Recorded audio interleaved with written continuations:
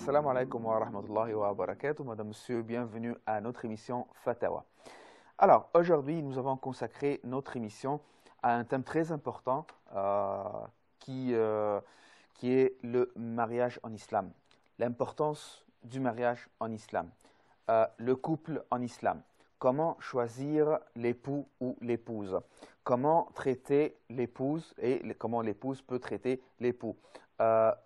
Quels sont les problèmes que peuvent affronter les deux couples, ou bien le couple en général, le mari ou bien la femme. Plein de questions, beaucoup de questions qu'on va aborder à notre émission Fatawa, mais permettez-moi de saluer mon invité, Dr Sami Mandour, professeur à l'Université de l'Azhar. Dr Sami, bienvenue chez nous. Merci. Alors, nous allons commencer tout de suite par parler de l'importance du mariage en islam. Oui, Bismillahirrahmanirrahim, alhamdulillah, wa salatu wa salamu ala sayyidina rasulillah wa ala alihi wa sahbihi wa man wala, thumma amma ba'd. Donc, le mariage est très important dans notre vie. Et l'institution de mariage est aussi urgente et nécessaire dans notre vie, puisque c'est à partir de mariage que l'humanité dure pour toujours. Dure jusqu'au moment où Allah subhanahu wa ta'ala décide le jour du jugement dernier. Donc là, c'est très important puisque c'est la reproduction à partir de mariage, c'est la reproduction légitime de l'humanité. Donc là, vous êtes pour le mariage, c'est un moyen légitime pour durer, pour que le genre humain dure et pour que le genre humain reste jusqu'au moment où Allah subhanahu wa ta'ala le veut. Donc c'est premièrement. Deuxièmement, nous, en tant que musulmans, si on dit mariage, c'est pour nous, en tant que musulmans, c'est un moyen légitime, licite, pour satisfaire à nos besoins sexuels. Donc là, pour nous dire que l'islam, ce n'est pas une religion qui aspire une certaine morale ou bien qui aspire un certain degré de spiritualité, mais aussi c'est une religion qui essaye de remplir aussi aux besoins matériels qu'aux besoins spirituels. Donc là, pour réaliser un certain équilibre dans la vie de l'homme, puisque si on prive l'homme de satisfaire à ses besoins, donc il ne peut jamais vivre d'une manière calme, d'une manière stable, d'une manière normale dans la vie, puisque ce sont des besoins naturels, ce sont des besoins instinctifs, ce sont des besoins innés, ce sont des besoins avec lesquels l'homme est né. Donc il faut remplir, il faut satisfaire à ses besoins. Donc là, pour dire aussi, répondre à certaines finalités de la religion musulmane, puisque l'un des principes de la charia en général, c'est faciliter, yassiru wa la tu'assiru, faciliter, et ne rendez pas les choses difficiles. Et en même temps, il y a ce qu'on appelle suppression des difficultés, et alléger même quelque chose. Donc là, on est en train de vivre avec aisance, de vivre normalement, de vivre comme des êtres humains. Donc là, vous avez, c'est l'occasion même de rappeler un hadith très important du prophète Mohammed sallallahu alayhi wa sallam qui montre ce juste milieu de l'islam. Et le mariage reflète pour nous le juste milieu de l'islam, puisque l'islam c'est la religion du juste milieu. وَكَذَلِكَ جَعَلْنَاكُمْ أُمَّةً وَسَطًا. La communauté musulmane, Allah l'a fait en tant qu'une communauté de juste milieu. Et donc là, dans un hadith, il y a un groupe des jeunes, il y a un groupe des gens qui viennent auprès des maisons, des appartements du prophète Mohammed sallallahu alayhi wa sallam et posent des questions à propos des adorations de prophète, à propos des actes cultuels que le prophète vaut à Allah subhanahu wa ta'ala. Et donc, les épouses du prophète ont déjà répondu à ces questions. Et donc, en entendant cette réponse, ils ont considéré les adorations du prophète comme minimes, comme quelque chose de... Ils ont déjà dit que le prophète fait ainsi. C'est quelque chose de mineur, quelque chose de minime. Et donc, c'est parce que le prophète, puisque c'est le prophète, Allah lui a pardonné les fautes aussi bien antérieures que postérieures. Et donc, il ne fait pas plus d'adoration, plus d'actes d'adoration, puisque c'est le prophète. Comme le dit le hadith, c'est-à-dire, lorsque les épouses du prophète leur informèrent sur les actes d'adoration du prophète, ils les considèrent comme minimes. Et donc, qu'est-ce qu'ils ont décidé? Ils ont décidé, nous sommes trois, bien nous sommes trois groupes, bien nous sommes trois personnes. La première catégorie des personnes, on dit donc, je décide, parmi eux, je décide de jeûner et de ne pas jamais rompre le jeûne. C'est-à-dire jeûner pour toujours. Ouais. Asumu dahra wala uftir. C'est la première personne. La deuxième a dit, et moi, aqumu layla wala arqud. C'est-à-dire, je passe la nuit en faisant la prière et je ne dors pas. Je ne dors point. Et la troisième a dit, et puisque se marier, c'est l'une des facilités de la vie, marier, c'est l'une des aspects de la vie éphémère, donc je dois éviter ce mariage. Et donc il a dit, et moi, je ne me marie pas avec les femmes. Donc c'est notre sujet. Et donc le prophète a entendu les personnes dire ce qu'ils ont déjà dit. Et donc, il est sorti. Vous, c'est vous qui vous avez dit telle et telle chose, ils ont dit oui. Et les prophètes essayent de donner une leçon très importante à toute la communauté pour leur apprendre le juste milieu. Et donc, le prophète a dit, moi, je suis le plus adorateur envers Allah subhanahu wa ta'ala. Parmi vous. Mais, donc, le fait de vouer plus d'actes d'adoration à Allah subhanahu wa ta'ala ne signifie pas que je dois m'isoler de la vie, que je dois toujours faire la prière de la nuit, ne signifie pas que je dois toujours jeûner sans me donner l'occasion de rompre le jeûne ou bien de manger, de chercher de quoi manger, les délices de la vie, d'abandonner les délices de la vie. Donc le prophète a dit, et moi en tant que prophète, asumu wa uftir. C'est-à-dire, je fais les deux. Ouais. Je fais le jeûne et je le en même temps je rends le jeûne. Asumu wa uftir. Wa usalli wa arqud. Wa arqud biddel. C'est-à-dire, je fais la prière de la nuit, bien sûr, et je dors. Wa atazawwaju nisa. Et je me marie avec les femmes. Et la conclusion, فَمَنْ رَغِبَ عَنْ سُنَّتِي فَلَيْسَ مِنِّي. C'est lui qui abandonne, c'est lui qui ne veut pas appliquer ma sunna, ma tradition, mon chemin, il n'est pas parmi les miens. C'est-à-dire, il ne fait pas partie de ma communauté, il ne fait pas partie des vrais musulmans. Donc, c'est pour dire qu'un bon musulman, c'est un musulman qui essaye de réaliser cet équilibre dans son vie. Donc, se marier réalise cet équilibre dans la vie et c'est le moyen le plus légitime pour établir une famille, constituer une famille. Pourquoi une famille?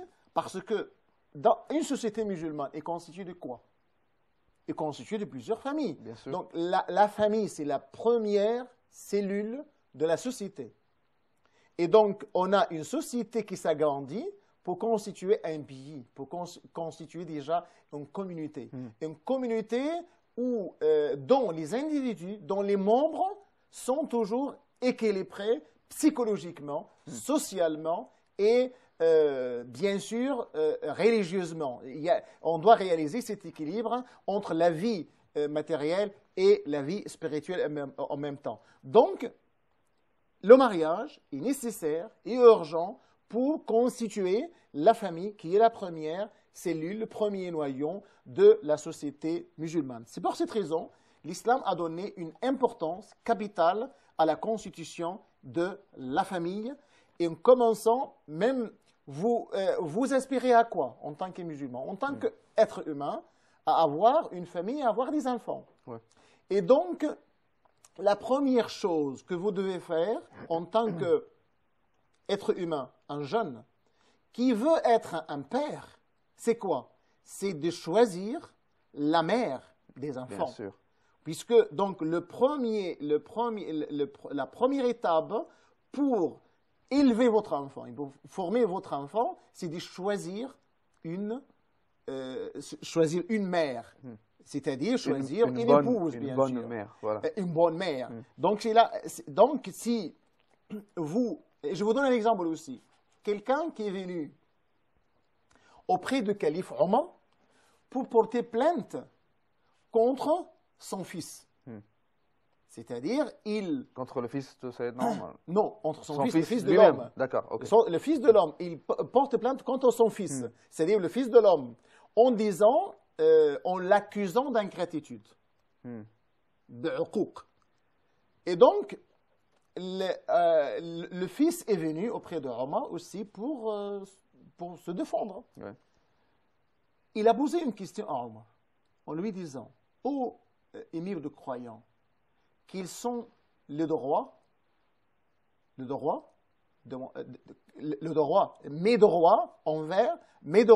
chez mon père. C'est-à-dire qu'ils sont les obligations de père, d'abord. Et Omar a dit, première chose, il doit lui choisir, pour le fils, lui choisir une mère. Deuxième chose, il doit lui choisir un bon nom. Troisième chose, il doit lui apprendre le Coran. Donc, vous avez trois conditions. Trois choses essentielles. Trois choses essentielles pour que tu demandes à votre fils d'être bon et d'être bienfaisant, Et obéissant. obéissant à l'égard de toi. Et donc, le fils, Omar a dit ça. Ouais. Donc le fils, qu'est-ce qu'il a dit? Et mon père n'a rien fait. Mon père n'a pas bien choisi ma mère. Oui. Il a choisi une mère telle. Mon père ne m'a pas donné un bon nom. Bon nom. Il m'a donné un tel. Un nom en arabe qui signifie une certaine blasphème. Et autre chose, il ne m'a pas appris le Coran.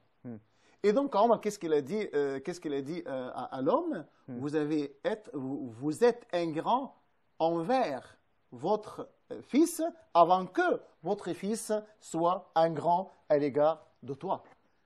Donc, c'est pour cette raison qu'on dit choisir la mère, c'est-à-dire choisir l'épouse, c'est-à-dire choisir la jeune fille qui doit être votre épouse et qui doit être votre mère, très important. Justement, je voudrais vous poser une question ici. Quels sont les critères selon lesquels l'époux choisit son épouse?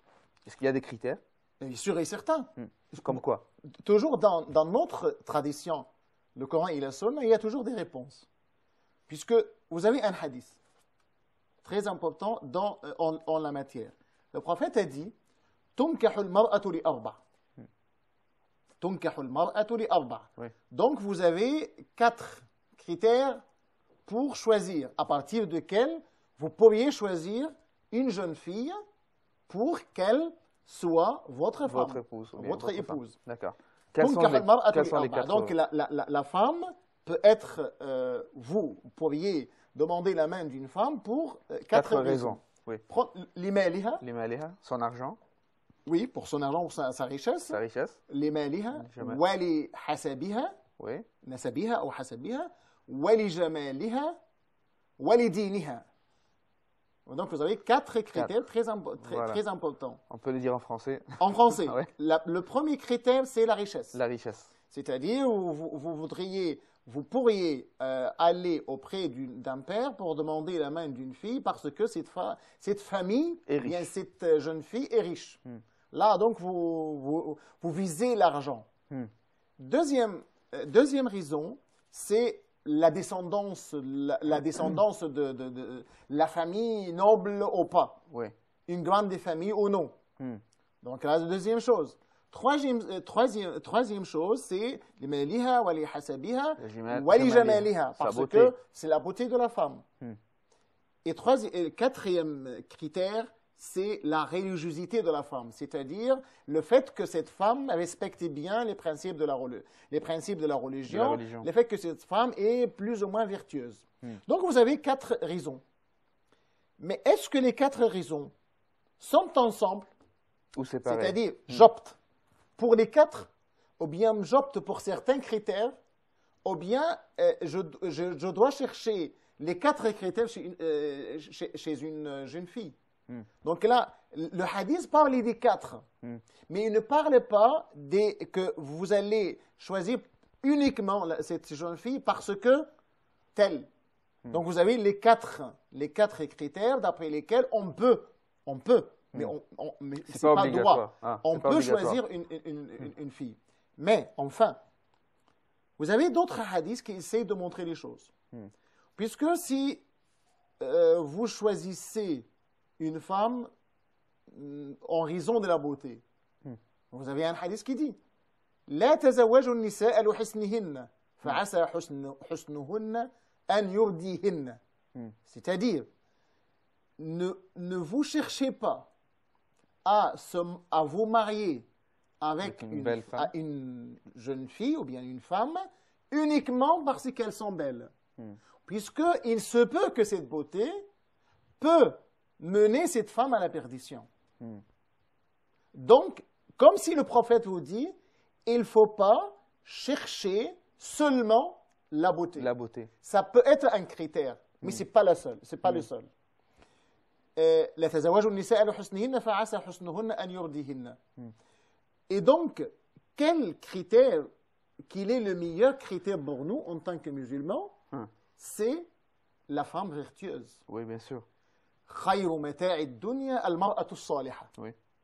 Donc, le qui va vous soigner votre maison, soigner votre enfant. Oui, bien sûr, c'est ça. Donc, c'est la femme vertueuse. Voilà.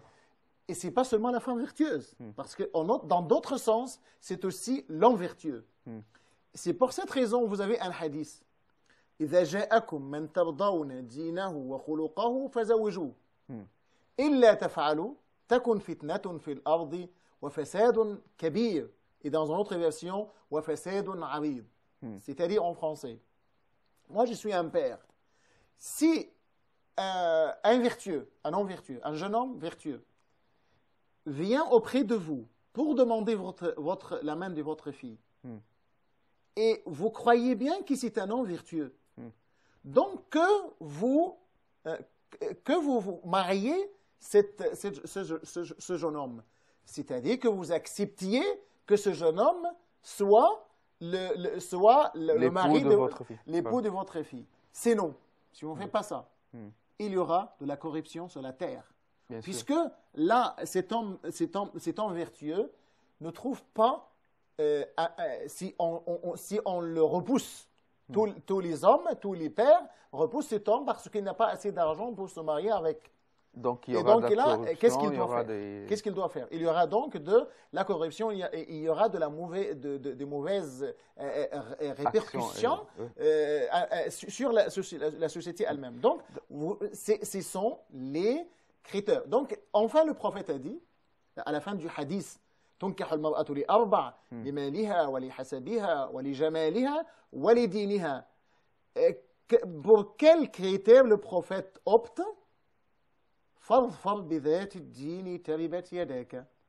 C'est-à-dire, vous devez, bien, il vaut mieux chercher la femme vertueuse. Si ne faites pas ainsi, il y aura des problèmes pour vous. Parce que là, vous allez avoir une femme qui ne sera pas vertueuse, et donc cette femme va vous faire beaucoup de problèmes dans votre vie. Ce sont les critères les plus importants pour choisir une femme qui va être la mère de vos enfants. Et le contraire aussi. Et le contraire aussi, bien sûr. Je voudrais revenir de nouveau. Oui. Pourquoi se marier? Pourquoi ne pas vivre ensemble sans le mariage? Et donc là, puisque là, pour l'islam, vous devez avoir une famille. Est-ce que c'est une sorte d'une façon pour honorer la femme, pour honorer le couple? Honorer la femme, honorer le couple, honorer aussi la famille. Avoir une famille solide, avoir une famille bien bâtie, avoir une famille où tous les membres de la famille sont ensemble. Honorer la femme, c'est-à-dire pour que la femme ne doit pas être comme un objet de plaisir. C'est-à-dire, n'importe qui peut faire des rapports sexuels avec cette femme. Mais donc, là, l'islam a déjà précisé des conditions et des critères et un clément plus ou moins propice pour que cette femme soit dans une place honorable, soit dans une place où elle doit avoir toutes les aptitudes, toutes les compétences, toutes les qualités, toutes les privilèges. C'est une femme. C'est une reine dans sa maison. Justement, c'est une reine. Voilà, c'est ça le mot. C'est une reine. C'est une reine. D'accord. C'est une perle. C'est une perle aussi. Oui, c'est une perle aussi. D'accord. J'espère que toutes les femmes oui, nous entendent maintenant. Bien sûr. Alors, nous allons prendre une petite pause et puis nous allons revenir de nouveau. Chers téléspectateurs, la petite pause.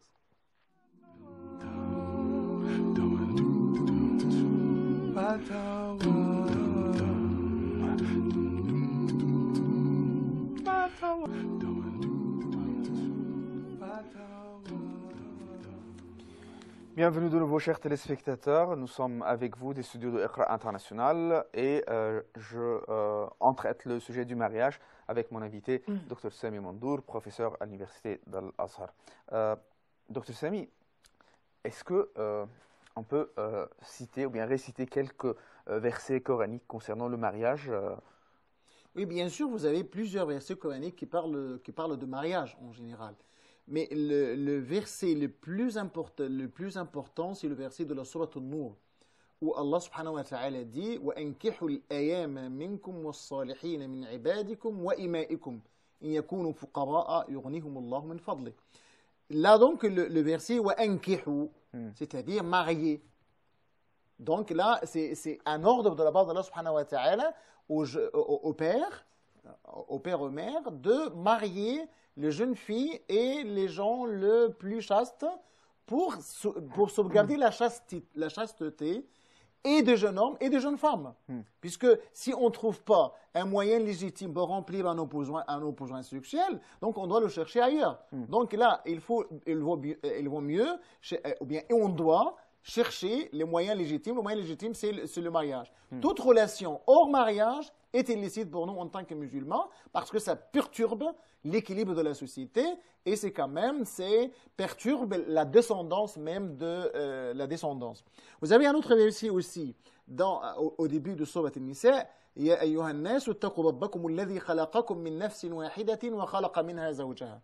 Donc vous avez Adam, et d'Adam, de la côte d'Adam, Allah a créé son épouse et Ève.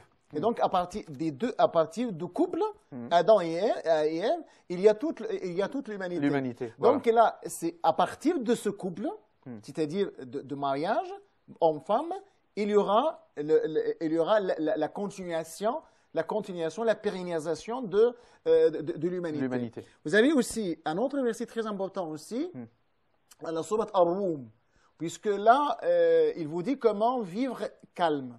Comment ce mariage, ou bien cette relation conjugale peuvent réaliser le calme et la quiétude et la sérénité.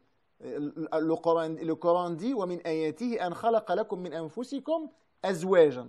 Parmi les signes d'Allah subhanahu wa ta'ala, Allah a créé pour vous des épouses.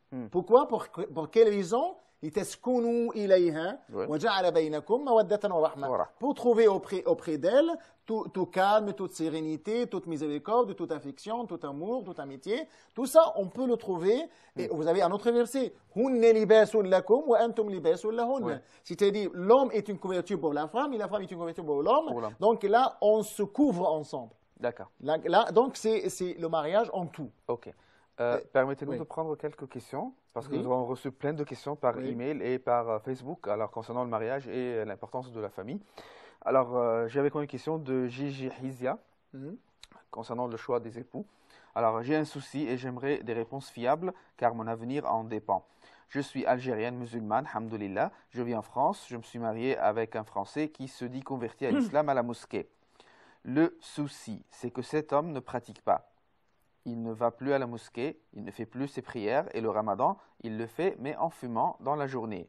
Et pire, il boit de l'alcool et ne veut pas m'écouter. Quand je lui dis qu'il s'égare de la voie d'Allah, subhanahu wa ta'ala, il continue de se dire musulman, mais ses actions sont contradictoires avec les valeurs de l'islam. Moi, je porte le foulard, je suis pratiquante, alhamdoulilah, et j'attends un enfant de lui.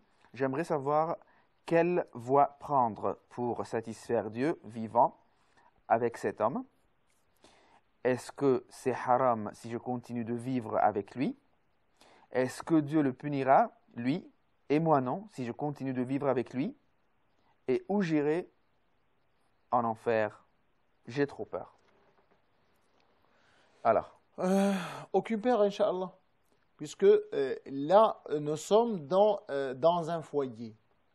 Et donc, comme nous avons déjà dit, bien choisir mène à bien vivre. Et donc, maintenant, on est dans un foyer. On est ensemble. On attend un enfant. Donc, il faut faire de notre mieux pour résoudre nos problèmes internes. Et donc, qu'est-ce que nous devons faire? Là, vous êtes dans ce foyer, vous avez deux personnes, ouais. Un couple. Une femme qui prétend être vertueuse, qui porte le foulard, qui fait ses prières, qui fait tout qui est pratiquante, voilà. Plus ou moins, et un homme qui n'est pas. Est-ce que cet homme, on le considère comme quelqu'un qui n'est pas musulman? Et dans ce cas, on dit, je pose la question. Et à partir de là, on dit à cette femme, vous devez le quitter parce qu'il n'est plus musulman. Ou bien, est-ce qu'il est encore musulman? Et on demande à la femme de faire de son mieux pour conseiller, pour lui donner des conseils, pour essayer de le guider vers le bon chemin. D'après la question, je ne vois pas que cet homme nie. Là, il faut poser la question à la femme. Est-ce que, puisque s'il fait des problèmes, s'il ne fait pas la prière, il ne le fait plus, bien il pourra quand même des poissons alcooliques. C'est-à-dire, il commet des grands péchés, ou bien des péchés capitaux. Mais la question qui se pose, est-ce qu'il croit et ce qu'il fait est licite ou non? Est illicite ou non? S'il croit que ce qu'il fait, les actes qu'il fait, sont illicites, il croit à l'illicité de ses actes. Donc, dans ce cas-là, je ne peux jamais dire que ce n'est pas un musulman. C'est toujours musulman, puisqu'il croit à l'illicité de ses actes. Mais si on lui pose la question, pourquoi tu fais comme ça? Et alors que boire des boissons alcooliques, consommer des boissons alcooliques, ou abandonner totalement la prière, ou bien faire le jeûne, mais il ne fait pas le jeûne. Mais parce qu'il fume. Ouais. Quand il fume, il ne fait pas le jeûne. Bien sûr, parce que ça rend même le jeûne. S'il fait tout ça, s'il lui pose la question, est-ce que tu fais ça parce que ça ne fait pas de l'islam, tout ce que vous faites, ou bien parce que vous ne pouvez pas, vous avouez que les interdictions font partie de l'islam, ne pas consommer les poissons alcooliques. Donc c'est une question essentielle à poser. S'il avoue que ces interdictions font partie de l'islam, donc il avoue, donc il est encore musulman. Mais il est un musulman pécheur. Il est un musulman désobéissant. Donc là, on doit s'adresser à la femme. Faites de votre mieux pour guider par votre propre style, par votre propre comportement, par votre bon comportement à l'égard de votre époux. Essayez de lui montrer que ce qu'il fait, ce n'est pas de l'islam. Essayez de lui donner tous les conseils nécessaires pour le guider de nouveau vers le bon chemin, à savoir qu'il est converti. Donc peut-être, il n'a pas assez d'informations sur l'islam. Il n'a pas assez de conviction à propos de certaines interdictions de l'islam. Donc son rôle, c'est de lui faire comprendre. Son rôle, de le guider vers le bon chemin et n'est pas se presser pour rompre le relation de mariage. Il ne faut pas presser. Elle doit faire ce qui est nécessaire. Et enfin, son sort ne sera jamais l'enfer. Mais s'il a fait ainsi, son rôle sera certainement le paradis. Et si le mari sait très bien l'islam et que c'est illicite de consommer de l'alcool, mais il n'arrive pas à abandonner l'alcool. Il doit s'habituer à abandonner. C'est-à-dire, si on ne peut pas, on ne peut pas parce qu'on ne veut pas. Donc, le vouloir précède le pouvoir. Mais s'il n'a pas le Le pouvoir. vouloir. Non, Non. s'il n'a pas le pouvoir. Si on a le vouloir, on doit avoir le pouvoir. C'est logiquement, c'est humain. Quand on est humain, on doit avoir de la volonté. Par exemple, les gens qui essayent d'arrêter de fumer, mais qui n'arrivent pas à arrêter de fumer. D'après moi, s'il a le vouloir, il doit avoir le pouvoir. Ouais, normalement, c'est vouloir plus pouvoir égale faire. Je suis tout à fait d'accord, Oui. mais c'est très difficile. On doit essayer Oui, au mais- moins. mais qu'il On doit essaye, essayer. qu'il essaye. On doit essayer. On doit Et s'il essayer. n'arrive pas, Et qu'est-ce qu'il faut c'est faire? à elle aussi de l'idée. Hmm. S'il essaie, il doit arriver. En essayant. Là, vous devez avoir l'intention.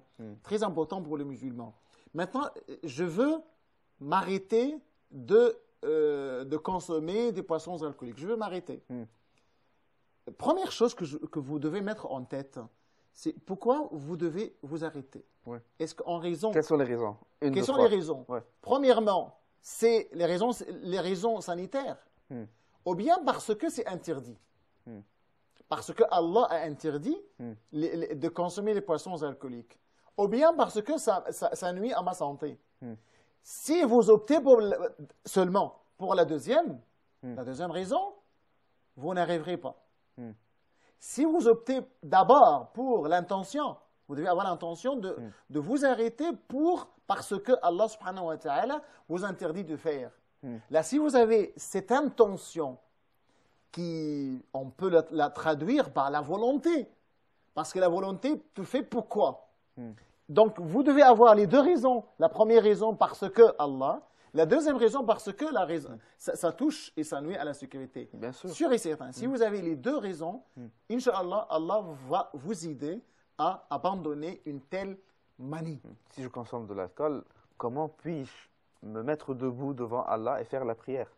Normalement, vous devez vous rappeler, puisque vous êtes musulman, vous devez vous rappeler des versets coraniques. La taqrabu salata wa antum sukara hatta ta'lamu ma taqulun. Comment oser vous tenir debout devant Allah subhanahu wa ta'ala alors que vous êtes ivre? Vous ne savez pas quoi dire. Quoi dire? Pour faire la prière, vous devez réciter certains versets coraniques, la Fatiha, et ensuite certains versets coraniques. Comment arriver à réciter ces versets alors que vous êtes dans un tel cas? En bref, cette femme doit faire de son mieux pour améliorer la situation de son mari, pour réformer son mari, pour le guider vers le bon chemin avec le bon comportement. C'est-à-dire obligation au devoir équivalent. Donc c'est à elle de faire tout ce qui est nécessaire envers son mari et en espérant que son mari va essayer de répondre, s'il a déjà même le sentiment de l'amour envers sa femme et envers la famille, et il attend déjà un enfant. Peut-être que cet enfant va changer. Va transformer sa vie. Oui, bien sûr. N'est-ce pas? La direction de sa vie. Si Je la femme pense. a Mais pu, enfin, s'il a fait ce qu'on a dit, son sort sera toujours le paradis. Inch'Allah. Inch'Allah. Si la femme a pu le faire changer et n'arrive pas. arrêter de consommer de l'alcool, mais il n'arrive pas à maintenir les 5 prières. Il fait passer 2 prières, 3 prières. Est-ce qu'elle est sur la bonne voie? Dans le cas, on ne le dit pas toujours, mais dans le cas, on peut aller progressivement. On commence. Donc, elle est sur le bon commence. chemin. Qu'il commence. Qu'il commence par le minimum.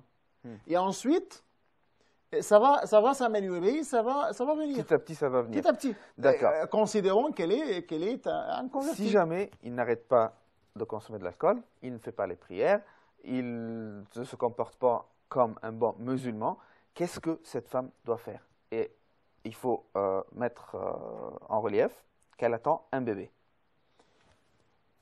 Si on parle d'une famille qui est en train d'être construite, donc là, si elle met en considération cette famille, à condition que cet homme ne nie pas ses obligations, à condition que ce mari ne doit pas nier les obligations de l'islam. Il ne se dit pas musulman alors qu'il nie tout. S'il ne nie pas, s'il ne reconnaît pas ses obligations, et il ne fait pas, elle peut rester avec lui en essayant toujours de le guider vers le bon chemin, et pour conserver la famille, pour préserver la famille, ou bien elle a même le droit de demander divorce, puisque d'après elle, elle ne peut pas supporter la vie avec lui de cette manière-là. Ça dépend de elle, c'est sa décision à elle. Mais si elle se porte, si elle se patiente et elle commence à essayer le maximum pour le guider vers le bon chemin, j'espère qu'elle va arriver, Inch'Allah. Et elle vit normalement avec lui. Patience. Elle vit normalement avec lui, alors les relations intimes, tout. À condition qu'il ne nie pas les obligations de l'islam. Okay. Elle est désobéissante. Donc on vit avec le désobéissant, avec le pécheur en essayant de le réformer. Mais au cas où elle ne peut pas supporter, au cas où elle ne peut pas réformer, corriger, et elle ne peut pas supporter la vie avec lui, là, il y a toujours l'issue. Et l'issue, c'est le divorce. Mais c'est le dernier issue. D'accord. Une autre question. Oui. Aïssata Diakité. Alors, on m'a parlé d'un frère d'une très bonne moralité pour un possible mariage. Alhamdulillah, il a mémorisé le Coran en entier. Mes parents refusent de le voir sous prétexte qu'on n'est pas de la même origine et qu'entre lui et moi, ça ne peut pas marcher. Que faire? Barakallahu fikum. Là, on parle de ce qu'on appelle kafa'a, fi zawaj. Oui. Et on parle de, est-ce que quand on parle de kafa'a, c'est-à-dire égalité entre les deux conjoints, est-ce que l'origine fait partie du kafa'a? Non, pas du tout.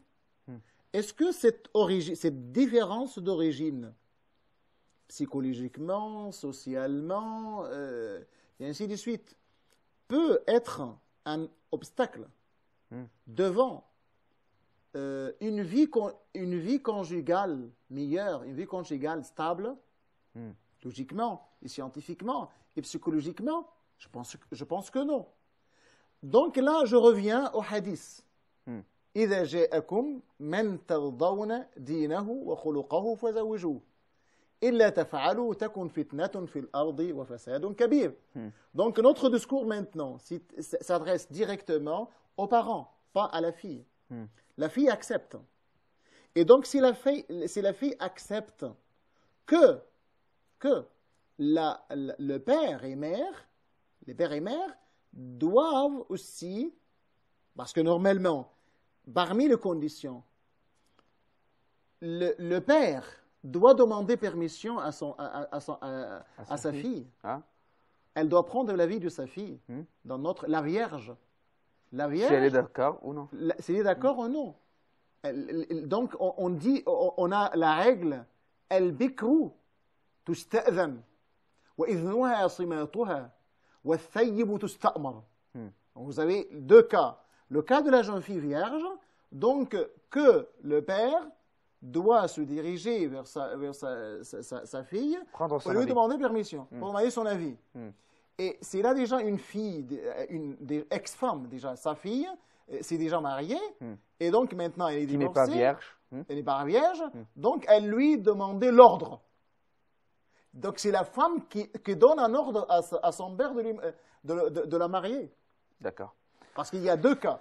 Donc là, si un petit accident dans la vie du prophète. Mais vite, 10 secondes parce qu'il faut prendre une petite pause. Okay. On prend une petite pause puis on revient, d'accord? Ok, on prend la pause, chers téléspectateurs, et on va revenir tout de suite.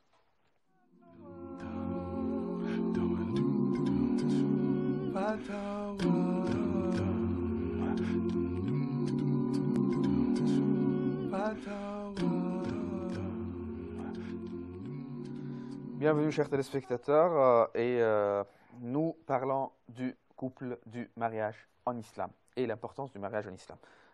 La question avant la pause concernait le choix du mari. Alors, l'autre question concernant le mariage, on a parlé de la même origine. Je voudrais revenir sur le fait de la définition du mot origine. Est-ce que pauvre ou riche? Est-ce que origine, ça veut dire de deux sociétés différentes, Je de pense deux qu'elle milieux parle différents, de deux nationalités. deux nationalités, Je pense, et c'est pas tout à fait deux clair, races, mais par quand même, exemple. Je de sais pas. races, en islam. En islam, tous les hommes sont égaux. Oui, Tous les hommes sont égaux, sans mettre en il n'y a pas de considération couleur, il n'y a pas de... ni couleur, ni race, ni sexe, ni tout. Parce que on est tous de la même origine. Oui, On est tous de la même origine. Toute l'humanité a une seule origine. Donc là, même le prophète l'affirme dans le discours d'adieu. كلكم لآدم وآدم من تراب الناس سواسية كأسنان المشط. يعني les hommes sont égaux.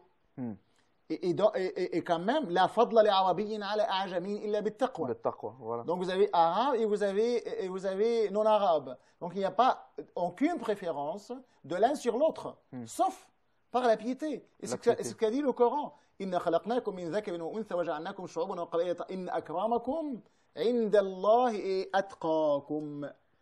C'est-à-dire le plus digne auprès d'Allah subhanahu wa ta'ala, c'est le plus vertueux. Et donc là, cet homme-là, c'est un homme vertueux. Vertueux, voilà. Et donc, c'est vertueux. Et il peut assumer la responsabilité de mariage. Il peut assumer le minimum de la responsabilité de mariage qu'on doit lui donner la main de cette fille et qu'on le marie. Sinon, il y aura de la corruption sur la terre. Puisque là, ça fait de problèmes. Si les parents refusent, est-ce que l'obéissance aux parents est-elle obligatoire? C'est toujours obligatoire. Même si Surtout- cet homme-là est bien et il mémorise le Coran, il fait ses prières et il peut prendre la responsabilité On le fait. d'avoir une épouse. La jeune fille doit le faire. En signe aussi d'obéissance à Allah subhanahu wa ta'ala, puisque Allah subhanahu wa ta'ala lui a demandé d'être obéissant à l'égard de ses parents. de ses pères et mères. Et donc, en attendant aussi qu'Allah subhanahu wa ta'ala lui donnait une récompense aussi, on lui donna un autre mari qui est aussi vertueux. Mais je ne conseille pas à la jeune fille d'obéir à son père en insistant sur le fait de se marier avec ce jeune homme.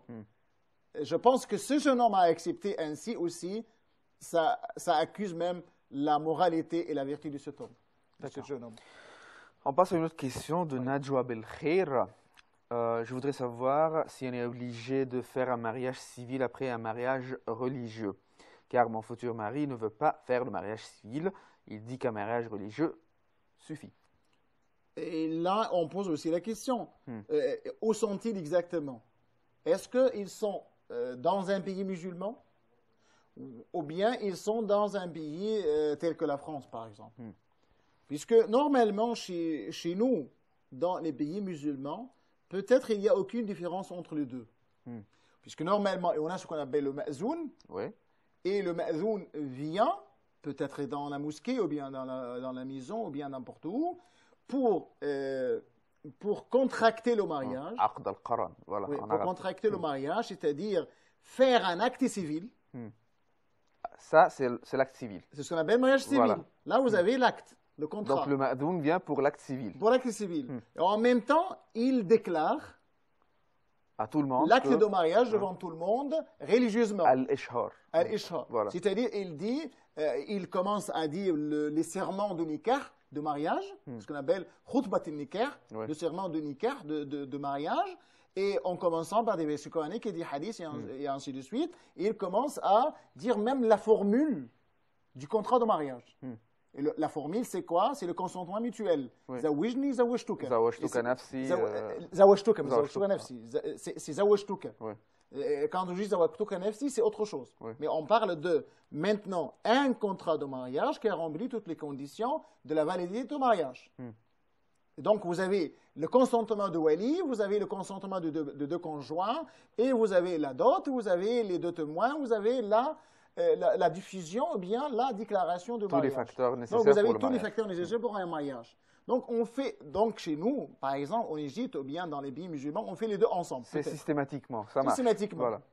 Mais en France, par exemple, on ne reconnaît pas le mariage religieux. Pourquoi? Parce qu'il n'y a pas beaucoup de Parce qu'il y a ce qu'on appelle le mariage civil. Le mariage civil. Et le mariage que les autorités reconnaissent, c'est le mariage civil. C'est-à-dire, on va à la mairie, même pour les non-musulmans. Même pour les non-musulmans. Le mariage civil, c'est lui qui compte d'abord. Donc, nous devons aller à la mairie, par exemple, pour passer le contrat de mariage. Et si après, vous voudriez faire le mariage religieux en tant que musulman, c'est-à-dire déclarer religieusement votre mariage, c'est-à-dire, d'abord, posons la question, est-ce que le mariage civil que vous avez déjà contracté remplit toutes les conditions de validité de mariage en islam?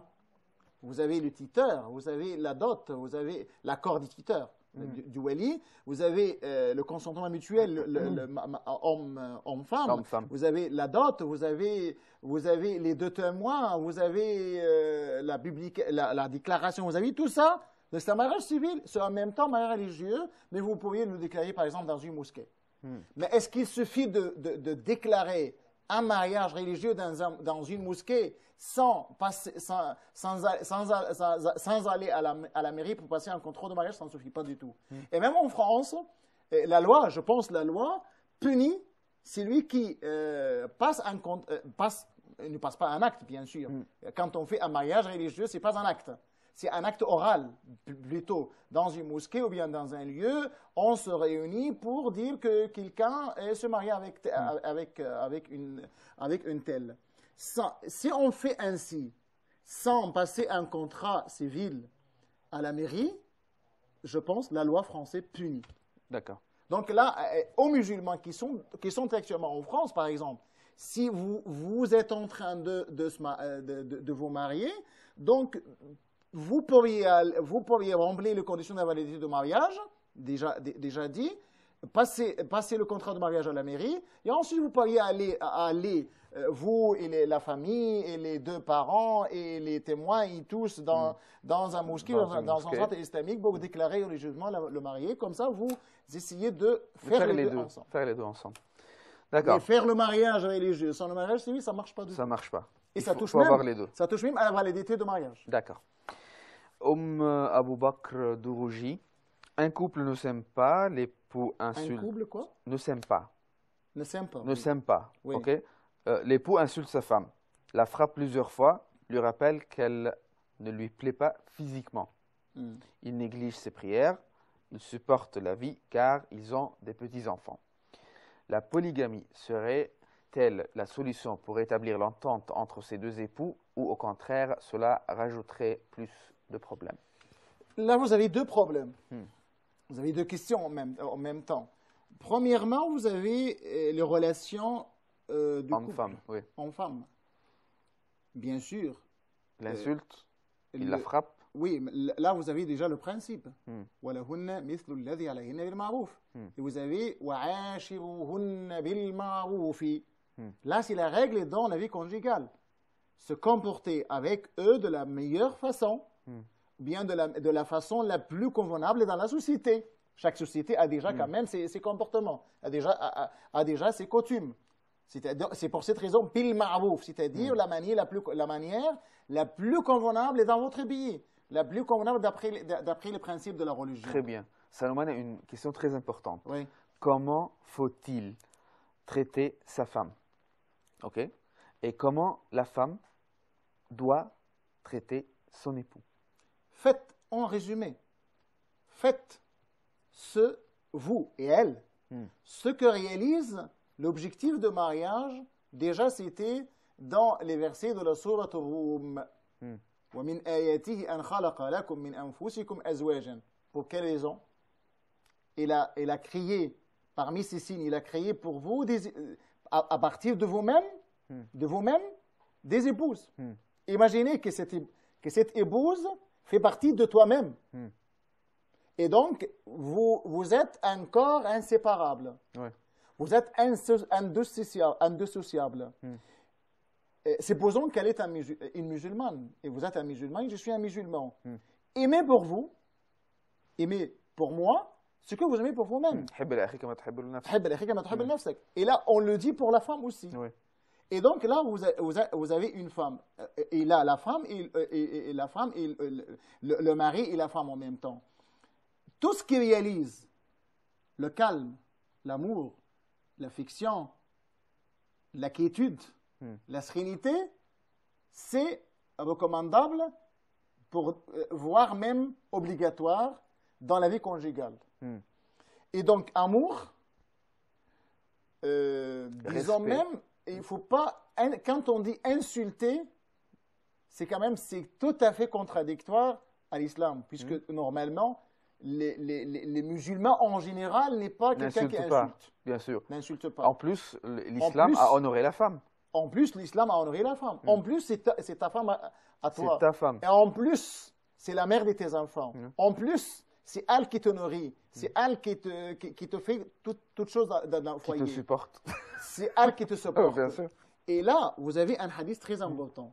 Pour l'homme et la femme, le prophète a dit, à l'homme en particulier, La yafrak mu'minun mu'mina. C'est-à-dire, un homme croyant, donc là la condition, pour que tu sois croyant. Un homme croyant ne doit jamais être injuste à l'égard de sa femme, de son épouse. Pourquoi? In radiya, in kariha minha khuluqan, radiya minha akhar. C'est-à-dire, est-ce que votre femme a tous les défauts du monde? Bien sûr que non. Ou bien, en tant qu'être humain, nous avons les bons côtés et nous avons les mauvais côtés. Nous avons les qualités et nous avons les défauts. Ouais.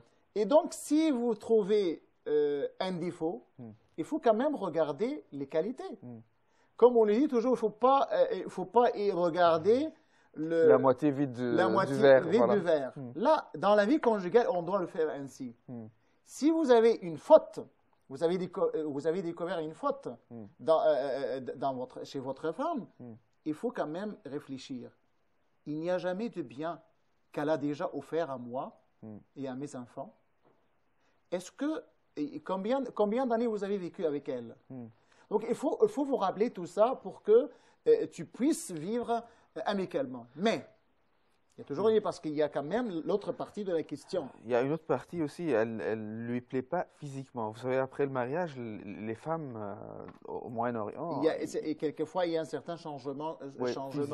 Et donc, ça peut déplaire même à l'homme, quelquefois. Est-ce qu'on peut prendre cette réponse après le break, oui. ou la petite pause? Oui. D'accord. Une toute petite pause, chers téléspectateurs.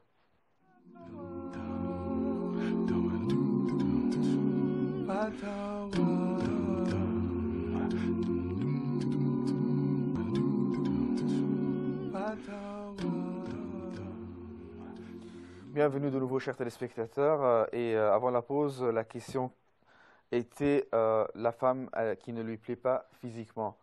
Vous savez, après le mariage, elle peut prendre un peu de poids, alors elle ne peut pas le plaire à son époux. Alors, oui, ça se passe quelquefois, mais quand même que l'homme réfléchisse bien et que l'homme essaye bien de rappeler les moments heureux qu'elle a déjà vécu avec cette femme. Mais enfin, elle ne doit pas maltraiter, même s'il y a ces problèmes ou bien ces prétextes. Moi, je le conseille comme prétexte. S'il y a ces prétextes. Donc, il ne faut pas maltraiter sa femme. C'est elle qui pose la question de la polygamie. Ce n'est pas lui. Là, c'est très important. Est-ce qu'elle a cru que la polygamie va être une solution pour son mari? Si c'est lui qui pose la question, ça peut être justifiable. Mais c'est la femme qui pose la question maintenant. Pourquoi elle pose la question? Parce qu'ils ont déjà discuté le problème et ils ont proposé la polygamie comme solution pour garder la famille et en même temps ne pas avoir recours au divorce. Par exemple. Donc, si c'est ainsi, il y aura aussi un autre problème. Supposons qu'elle a maintenant devenu polygame. Hmm. Supposons que elle est en train de se marier encore une fois pour remédier à certaines fautes déjà des femmes. Comment peut-il être équitable à l'égard de deux?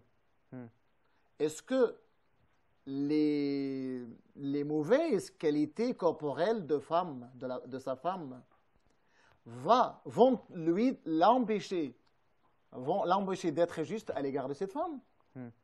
Ou bien, là donc on doit lui poser la question, puisque pour être polygame, si d'abord la polygamie n'est pas l'origine, n'est pas la chose la plus essentielle chez nous, ce n'est pas une obligation, ce n'est pas l'origine dans le mariage, ce n'est pas essentiel dans le mariage, c'est-à-dire l'essentiel dans le mariage, l'origine dans le mariage, c'est la monogamie et pas la polygamie. Et donc, la polygamie est permise dans certains cas. Parmi les cas où il y a des problèmes qui empêchent l'homme de satisfaire à ses besoins sexuels, on peut le dire, quand même. Mais l'autre condition sine qua non de la polygamie est que cet homme doit être équitable à l'égard de deux femmes. Des deux femmes. Être équitable de point de vue matériel, au moins. Je ne parle pas de l'amour, parce que l'amour, c'est quelque chose du cœur. Matériel, ça veut dire financier? Matériel, c'est-à-dire en ce qui concerne la nourriture, en ce qui concerne le logement, en ce qui concerne le rapport sexuel. C'est-à-dire en ce qui concerne aussi passer la nuit. Si on a une semaine, vous avez une semaine et vous avez deux femmes, donc vous devez partager les jours. Partager les jours. 3, et bien quelquefois 4, 3, 4, 3, et comme ça. Faire un emploi du temps. Voilà. Donc là, il faut avoir de la justice à l'égard de femmes. Donc, ce sont des questions. On peut la poser autrement, puisque quand même, quand on traite la polygamie, nous avons besoin quand même d'assez de temps pour traiter le problème. Traiter le problème autrement. C'est un sujet très vaste. Avec quelles sont les conditions de la polygamie, d'après vous? 1, 2, 3. D'abord, la justice, avant tout. Et deuxièmement, vous devez avoir une raison valable pour être polygame. D'accord. Des raisons valables. Donc là, on peut parler plus tard quand on détaille sur la polygamie et les différentes raisons et ainsi de suite. Je reviens de nouveau à la femme. Oui. Comment peut-elle réagir face à ces les mauvais caractères de son mari? Est-ce qu'elle doit patienter ou bien est-ce qu'elle doit parler à sa famille? Qu'est-ce qu'elle doit faire? La réponse aux deux. C'est-à-dire à la fin, aussi bien à la femme qu'au mari. Patience, patience, patience. Parce que la patience, comme le dit le hadith, mène au paradis. Si la femme est patiente à l'égard de mauvais comportements de son mari, son sort sera le paradis. Et vice-versa. Et le hadith le dit clairement. D'accord. Si la vie est devenue inacceptable pour la femme. Insupportable. Insupportable.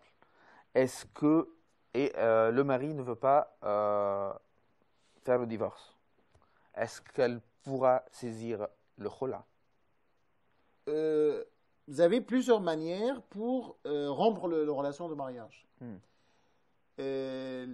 Là, l'homme peut divorcer. Mais l'homme aussi peut donner à sa femme le droit de divorcer. Oui.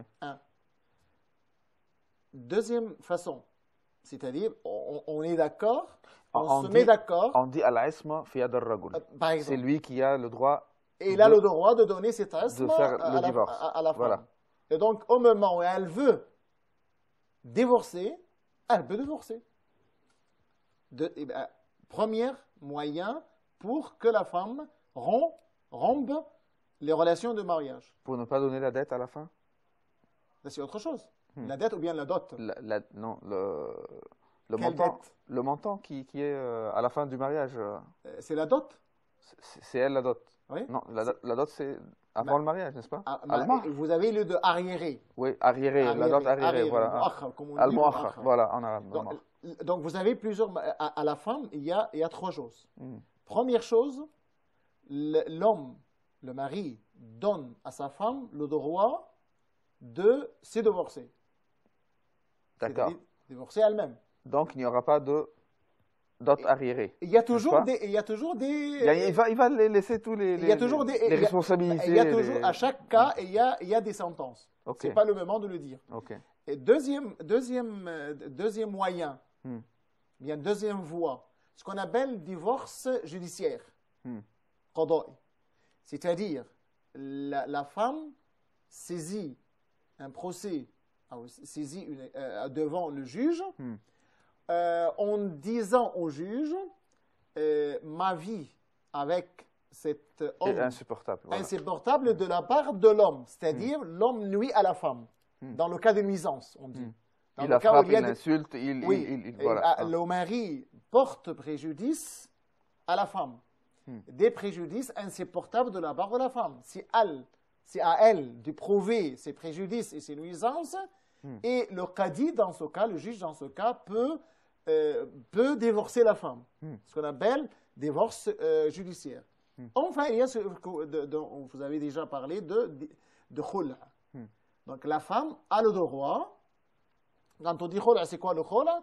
La femme demande à l'homme, au mari, de la divorcer à l'encontre d'une somme qu'elle doit payer ou bien à l'encontre de la concession à la dot arriérée, c'est-à-dire à la dot arriérée, ou bien à ses autres droits. Ça dépend de l'accord avec eux. Donc, elle a le droit. Et ça se trouve même dans le Coran. Donc, elle rachète. Elle est en train de racheter, de se racheter et de se libérer de ces relations conjugales. Elle a le droit, d'après le Coran et d'après la Sunna aussi, une femme qui est venue auprès du prophète porter plainte contre son mari. Elle ne peut pas se porter vivre avec son mari. Le prophète a dit à son mari, iqbal al-hadiqa wa talliqha tatliqa. C'est-à-dire, déjà, elle lui a donné un jardin comme une dot, et maintenant le prophète lui a dit, donc, rends le jardin, maintenant la femme doit rendre le jardin au mari, et en même temps, le mari doit la divorcer à l'encontre de cette dot. Tout simplement. Il y a beaucoup de détails là-dessus, mais c'est en bref. Je sais, mais c'est en bref. C'est en bref, oui. Voilà. De toute façon, il y a, c'est pour dire, l'islam n'a pas enfreiné la femme. Il lui a donné aussi plusieurs moyens pour se débarrasser de ce mari qui ne se porte pas. Donc, vous avez plusieurs moyens. C'est pas comme il nous donne, on lui dit toujours, l'islam donne à l'homme le droit de divorcer alors que la femme ne l'a pas. Non, mais la femme a d'autres moyens pour se débarrasser de ce mariage en cas où les liens conjugaux deviennent impossibles entre eux. D'accord. Et on en reparlera dans d'autres émissions parce que le mariage et le divorce, c'est un sujet très, très vaste et qui a beaucoup plein de choses à dire. Il y a beaucoup de détails. Oui. Je passe à une autre question de Youssef Cheto. Voilà, je voudrais savoir si je peux me marier avec ma cousine, mais le problème, c'est que son grand frère a tété le sein de ma mère et que mon grand frère lui était celui de ma tante. Il a été celui de ma tante quand ils étaient encore bébés car ils ont du même âge. Voilà, j'aimerais avoir une réponse de votre part, Inch'Allah, merci. Alors, tout le monde là, c'est une question tellement difficile. Parce que normalement, quand il s'agit de l'allaitement, là vous avez un hadith. Oui. L'allaitement rend interdit ce que la descendance ou bien la descendance interdit. Mais pour donner une réponse juste ou correcte, nous devons quand même lui poser certaines questions. Donc là, dans de telles questions, il vaut mieux aller chez un cheikh expert auprès de cet homme-là pour lui raconter raconter le récit. Qui a fait quoi avec qui? Mais l'origine, ou bien le principe, c'est que moi, j'ai tété d'une femme, le lait d'une femme. Donc, toutes les descendances et les ascendants de cette femme doivent être interdits pour moi. Oui. Moi. Si un autre membre de la famille de la femme, a tété de ma mère, donc là, toutes les descendances de ma mère doivent être interdites à l'autre. Donc l'interdiction... Donc je serai interdit à l'autre. L'interdiction frappe les deux concernés. Frappe les deux concernés. C'est-à-dire, si elle a tété, donc toutes les descendants de l'autre partie lui sont interdits. Donc ils seront frères et sœurs. Et les autres non. Et les autres non. C'est moi qui a tété le lait de la femme. Donc les pères, les mères, les oncles, les femmes, toutes les... Doucement, doucement. Si j'ai tété de la femme, ok, mon frère peut épouser... N'a aucun rapport. Il peut épouser la fille de cette femme? Pourquoi pas? Parce que c'est moi qui est le frère des autres. C'est pas lui. Mais vice versa. C'est par exemple la fille ou bien le fils de l'autre femme qui a tété ma mère. Et j'ai des filles, sœurs. Des sœurs. Toutes mes sœurs doivent être interdites pour lui et pas pour les autres. Donc là, pour ceux qui se réunissent et se regroupent sur une même mère, qui sont tétés de la même mamelle et de la même mère. C'est uniquement pour ceux qui se réunissent sur tétés de la même femme. De la même femme.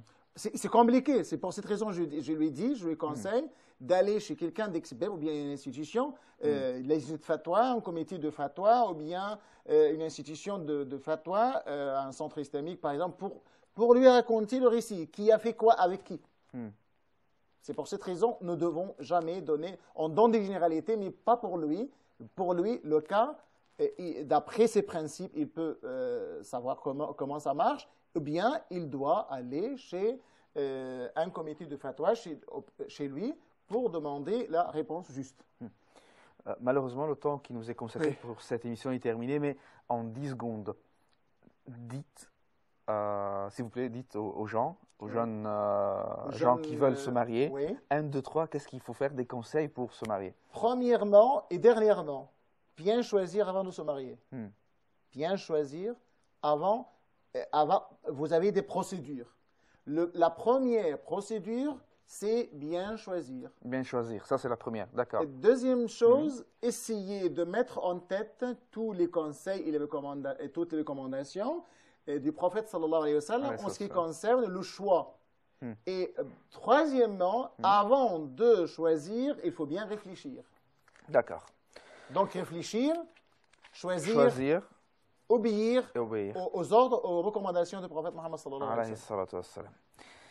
D'accord, ok. Alors, Dr Sami Mandour, c'est un sujet vaste. Donc, oui, c'est un sujet vaste. On va le traiter, Inch'Allah, dans d'autres émissions, mais il faut terminer cette émission. Alors, je vous remercie infiniment pour votre présence avec nous. Merci.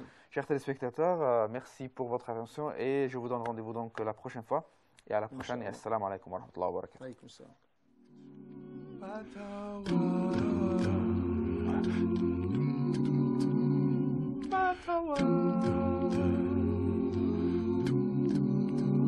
Fatawa.